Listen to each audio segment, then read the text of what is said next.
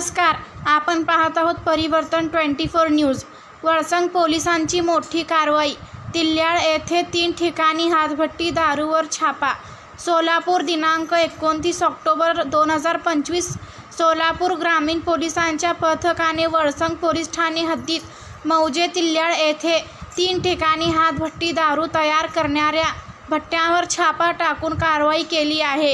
ही कारवाई श्री अतुल कुलकर्णी, पोलीस अधीक्षक सोलापूर ग्रामीण, श्री प्रीतम यावलकर, अप्पर पोलीस अधीक्षक सोलापूर ग्रामीण, तसेच उपविभागीय पोलीस अधिकारी अक्कलकोट, उपविभागीय श्री विलास यामावर यांच्या मार्गदर्शनाखाली करण्यात आली.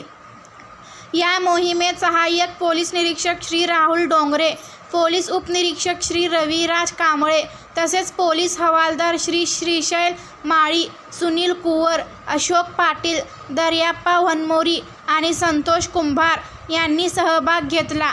छाप्यात एकूण 1400 लिटर गुळ मिश्रित रसायन आणि बॅरलसह 50,400 किमतीचा मुद्देमाल तसेच 70 लिटर तयार हातभट्टी दारू किंमत अंदाजे 7,000 जप्त करण्यात आली. या प्रकरणी 3 आरोपींवर गुन्हा नोंदवून पुढील तपास सुरू आहे.